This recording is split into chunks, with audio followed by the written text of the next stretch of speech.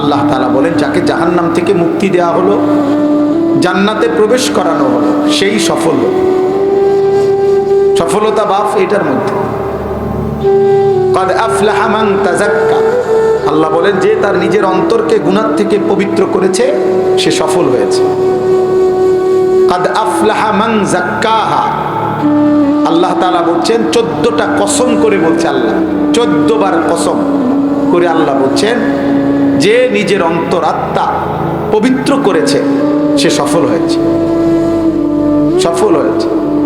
আল্লাহ বলছে ক্বাদ আফলাহাল মুমিনুন আল্লাযীনা হুম ফি সালাতিহিম খাশিউন, প্রতিনিয়ত যারা বিনয়ের সাথে একাগ্রতার সাথে নামাজ আদায় করছে সেই ঈমানদাররা সফল হয়েছে। আল্লাযীনা হুম আনিল লাগবি মুরিদুন, প্রতিনিয়ত অনর্থক কথা এবং কাজ থেকে যারা নিজেদেরকে বাঁচিয়ে রাখে তারা সফল হয়েছে। আল্লাযীনা হুম লিযাকাতি ফাইলুন, যারা নিয়মিত যাকাত আদায় করছে তারা সফল হয়েছে। আল্লাযীনা হুম লিফুরুজিহিম হাফিজুন, যারা তাদের লজ্জাস্থানকে হারাম, গুনাহ, জিনা, নাজায়েজ, অশ্লীলতা, অসভ্যতা থেকে, চরিত্রহীনতা থেকে নিজের লজ্জাস্থানকে হেফাজত করেছে তারা সফল হয়েছে। আল্লাযীনা হুম লিআমানাতিহিম ওয়া আহদিহিম রাউন, যারা আমানত রক্ষা করেছে তারা সফল হয়েছে, যারা ওয়াদা রক্ষা করেছে তারা সফল হয়েছে।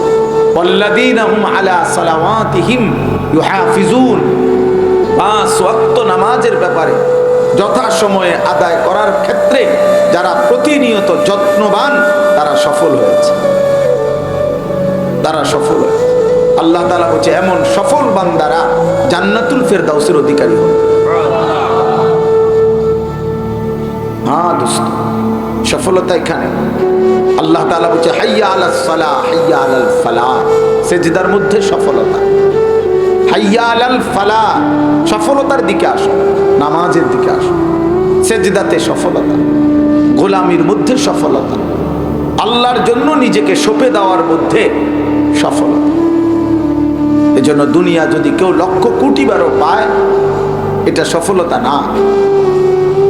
কোরআন এবং সুন্নাহর মধ্যে আল্লাহ দুনিয়াকে তুচ্ছ করে দেখাইছে, আখিরাতকে মহান করে দেখাইছে, মহান করে দেখাইছে। ওমা হাদিহিল হায়াতুদ দুনিয়া ইল্লা লাহবু ওয়া লাইব, আল্লাহ তাআলা বলে দুনিয়ার জীবন আর কিছুই নয়, শুধুই তামাশা, শুধুই খেলাধুলা। আল্লাহ তাআলা বলছে ওয়ালাদ দারুল আখিরাতু খায়রুল লিল্লাযিনা ইয়াত্তাকুন, যারা মুত্তাকি, আল্লাহকে ভয় করে তাদের জন্য আখিরাতের ঘর জান্নাত সেটাই সর্বোত্তম।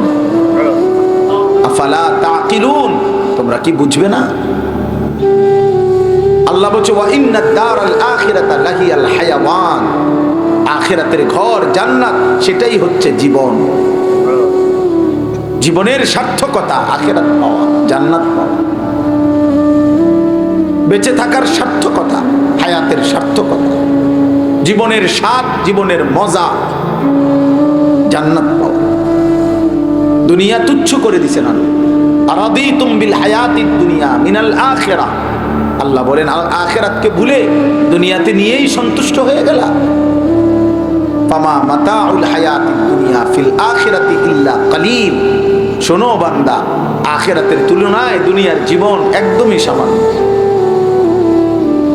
একদমই সামান্য।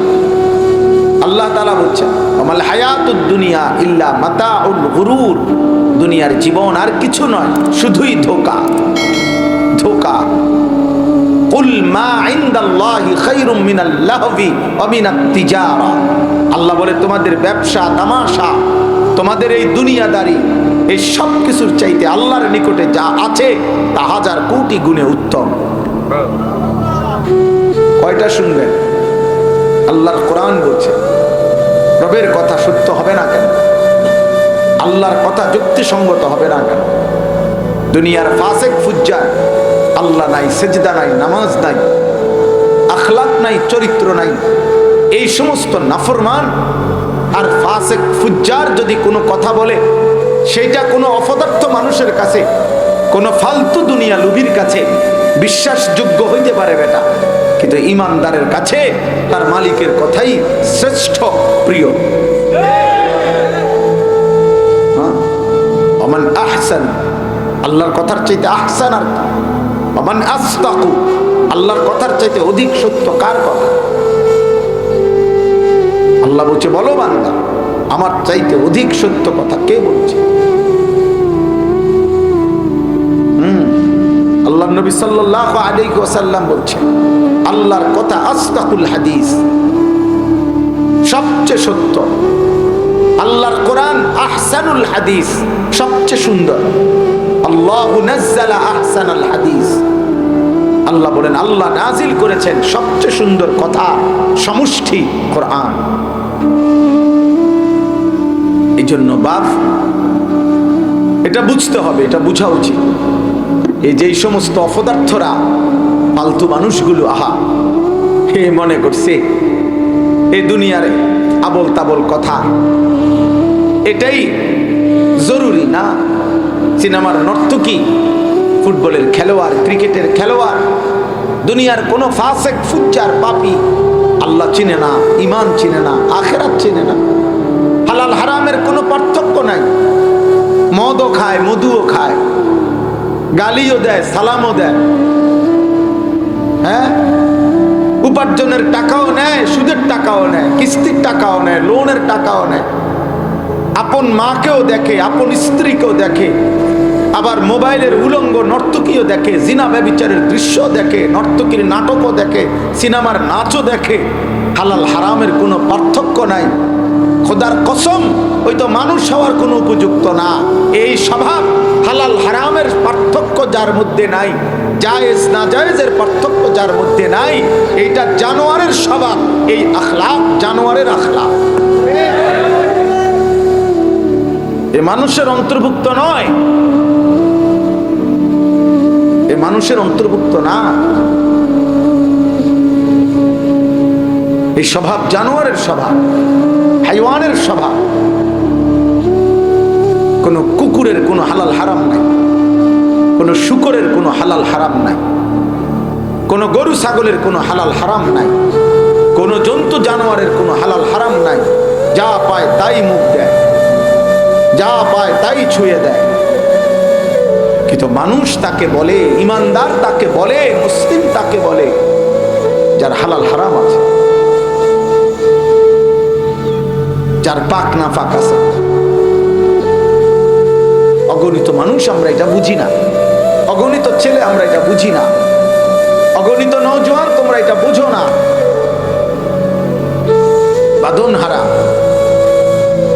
সময়ের এমন একটা ক্রান্তি আমরা এখন, যে গত 30 বছরের আগেও অভিভাবক ছিল পৃথিবীতে এখনো, কিন্তু 30 বছর আগের অভিভাবক ছেলে মেয়ের ইমান আমল আখলাকের ব্যাপারে যে পরিমাণ যত্নবান ছিল, আজ 30 বছরের ব্যবধানে অভিভাবক খাট পালং আর সোফা ফার্নিচার আর টাকা উপার্জন আর পয়সা কামায়, এক একজনের ব্যবসা 30 আইটেমের, এক একজনের ধান্দা, ঘাম ভাইয়া ভাইয়া পড়তেছে শুধু টাকা টাকা।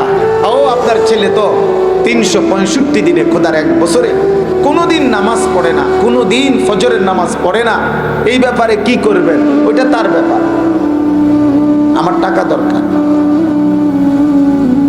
আমি জিভুতের লাগে বিল্ডিং করে দিয়ে যাইতেছি, নামাজ তার দায়িত্ব। আমি সোফা বানাই দিয়ে গেলাম, আমি দুনিয়া সাজাই দিয়ে গেলাম, দালান বিল্ডিং করে দিলাম, আমি 3-4 আইটেমের ব্যবসা ঠিক করে দিয়ে গেলাম। আহা, আগে অভিভাবক এমন ছিল না।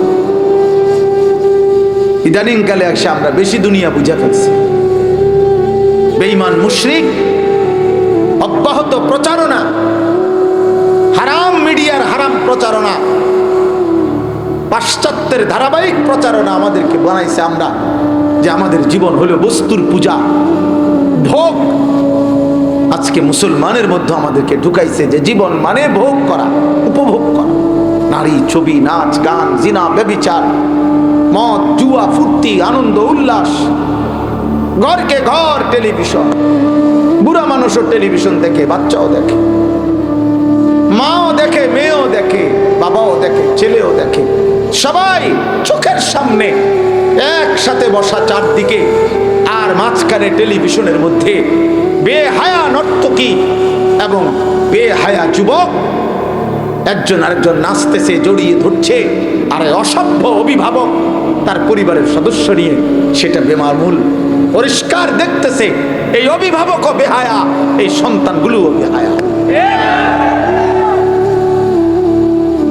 এদেরও কোনো রুচি নাই।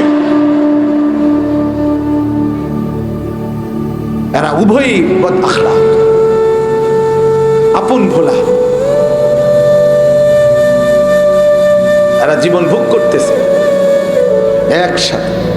ছি ছি ছি ছি, কিভাবে সম্ভব এটা? কায়রোতে কুলায় কেন?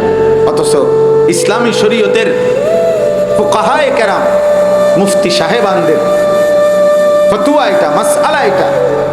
একেবারে নাবালক বাচ্চা, কুলের বাচ্চা, কুলের বাচ্চা যেটা অবুঝ, 6 মাসের বাচ্চা, 1 বছরের বাচ্চা, এই বাচ্চার সজাগ থাকলে, চোখ খোলা থাকলেও এই বাচ্চার সামনেও আপন স্বামী স্ত্রী, নিজেদের স্বামী স্ত্রীর একান্ত মেলামেশা, একান্ত আচরণ এই বাচ্চার সামনেও করা ঠিক না, নিষেধ। কারণ বাচ্চা যদিও এখনো কিছু বলে না, আপনার কাছে মনে হয় এটা সে বুঝে না, সব বুঝে। তার স্মৃতিতে, তার চোখে যা পড়ছে তা জমা হচ্ছে। আর আপনি মুসলমান, আপনি জানেন আপনার 12 বছরের ছেলেটা প্রকাশ্যে আপনার ঘরে বৈশা নর্তকীর নাচ দেখে। আপনি মুসলিম বাপ, বাপ হইতেন পারেন কিন্তু মুসলিম বাপ, মা হইতে পারে কিন্তু মুসলমান মা না। এমনি মা আর কি, ভাত খাবাই না মা আর, এমনি বাপ আরি, পয়সা কামাই করি না বাপ আরি। ইমানদার বাবা হতে পারে না, ইমানদার মা হইতে পারে। সবাই ছেড়ে দিছি। মানুষ গঠন, জীবন গঠন, এটা আমাদের থেকে দূরে গেছে। ঘর সাজাও, ফার্নিচার বানাও, আসবাব বানাও, গহনা বানাও, অলংকার বানাও। আমরা বুঝছি সবাই এখন বস্তুবাদের এই দুনিয়া আমাদেরকে বুঝাইছে। আমার বাপ এই জন্য সব সময় মনে রাখবে, আধুনিক দুনিয়া, পাশ্চাত্য, এই ইউরোপ, আরো এক কথা এই জেনারেল শিক্ষা, সমস্তটা শিক্ষার আয়োজন। হারাম বলতেছি না, বাংলা, অঙ্ক, ইংরেজি, পদার্থ, জীববিজ্ঞান, রসায়ন বিজ্ঞান এগুলো পড়া হারাম না, কিন্তু এই সমস্ত পড়ার আয়োজন একটাই টার্গেট, শুধু আসমানের নিচে, জমিনের উপরে এই পৃথিবী, এই দুনিয়া, এই বেঁচে থাকার জীবন কেমনে আরো মজাদার, আরো লোভনীয়, আরো আকর্ষণীয়, আরো সহজ, আরো গতিশীল, আরো দ্রুততা কিভাবে আয়োজন করা যায়, ভোগ করা যায়, পৃথিবী কেমনে আরো মজাদার করা যায়, উপভোগ্য করা যায়, এটা হলো এই জেনারেল শিক্ষার আয়োজন, দুনিয়ার আয়োজন। আর আল্লাহর কসম, কোরআন এবং সুন্নাহর ইলম, মাদ্রাসার ইলম, এটা আখিরাতের আয়োজন। এজন্য এখানে মেশিনের পর মেশিন বানানো হয়, প্রযুক্তির পরে প্রযুক্তি, 3G, 4G, 4.5G, 5G, 6G, আরো আগাও, আরো আগাও, আরো আগাও, আরো আগাও, আরো গতি আসতেছে। 1 ঘন্টায় গন্তব্যে পৌঁছে, নতুন গাড়ি আসতেছে 45 মিনিটে পৌঁছবে, নতুন গাড়ি আসতেছে আধা ঘন্টায় পৌঁছে যাবে, নতুন গাড়ি আসতেছে 25 মিনিটে পৌঁছে যাবে। যার কাছে যত গতি তত আধুনিকতা। আর আল্লাহর কথা, কোরআনের কথা হইল এটা আখিরাত, এটা পরকালের আয়োজন, কবরের আয়োজন, হাসরের আয়োজন। এই জন্য তফাৎ নিয়ে কোনোদিনও আরো চেষ্টা করিল কোরআন সুন্নাহর ইলমের সাথে জেনারেল শিক্ষাকে মিলানো যাবে না, কোনোদিনও যাবে না। কারণ এটা সম্পূর্ণ ভিন্ন চেতনা। আমি যাবই ঢাকা, আপনি যাইবেন চিটাগাং, এক হবে কেমন? এটা তো দুইটা ভিন্ন রাস্তা। ঢাকা যেদিকে, চিটাগাং এদিকে না, চিটাগাং যেদিকে, ঢাকা ওইদিকে না। একজনের ফিকির আখিরাত, একজনের ফিকির শুধুই দুনিয়া। বাল তুসিরুনাল হায়াতাদ দুনিয়া ওয়াল আখিরাতু খায়রুন ওয়া আবকা। আল্লাহ বলছে তোমরা দুনিয়ার জীবন প্রাধান্য দিচ্ছ, আর আমি আল্লাহ বলছি আখিরাত উত্তম, আখিরাত চিরস্থায়ী। আল্লাহ বলছে, আমি আমার আল্লাহর কথা ছেড়ে দেবো কেন?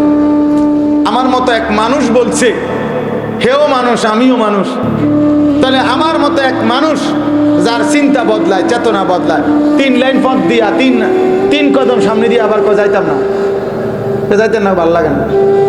তো যে মানুষের কথা বদলে যায় 1 মিনিটে, সিদ্ধান্ত বদলে যায়, যে মানুষ চূড়ান্ত কোনো গন্তব্য বলতে পারে না, সিদ্ধান্ত বলতে পারে না, সে আমার ব্যাপারে সিদ্ধান্ত দিবে কেউ? তার নিজেরই তো কোনো বেল নাই বেটা, কথা বুঝেন নাই? সে তো নিজেই বোঝে না, সে তো নিজেকেই বাঁচাইতে পারে না, সে আমার জন্য দিক নির্দেশনা দিবে কেমন? এই জন্য পৃথিবীর সমস্ত বইয়ের মোকাবেলায় আল্লাহর কোরআনের এক অক্ষর, যুবক খোদার কসম, একটি অক্ষর কোরআনের তোমার পৃথিবীর সব বইয়ের কোনো তুলনা হয় না। এখানে এটা রবের কালাম, ইয়ালামু মা বাইনা আইদিহিম ওয়া মা খালফাহুম। এটা তিনি নাজিল করেছেন, যিনি পেছনের পুরাটা জানে, সামনের পুরাটা জানে। কায়নাত সৃষ্টি যেদিন, সেদিন থেকে তিনি জানে, ইসরাফিল ফু দিবে যেদিন, সেদিনটাও তিনি জানে।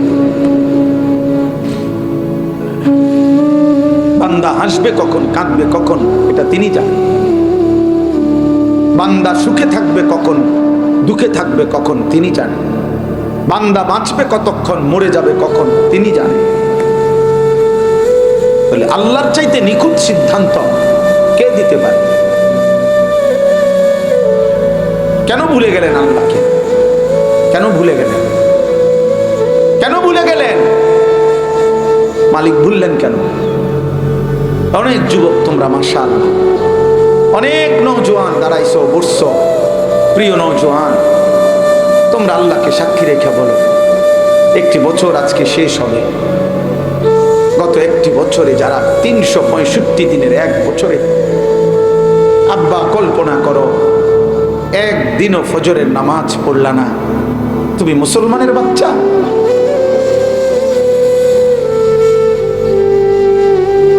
আরে না ফরমান, তুমি মানুষের বাচ্চা। বলো আজ 31শে ডিসেম্বরের এই রাতে দাঁড়িয়ে তুমি বলো কেমনে পারলা? মালিকের একটি বছর চলে গেছে, একটি বছরে কোনোদিন ফজরের নামাজ পড়লাম না। 365 দিনে এক বছর চলে গেছে, এমন অগণিত নাফরমান আছে যারা 365 দিনের কোনোদিন 5 ওয়াক্ত নামাজ পড়ে নাই। হায় হায় নাফরমান, এমন মালিকের সাথে এত বড় গাদ্দারি কেমনে করলাম?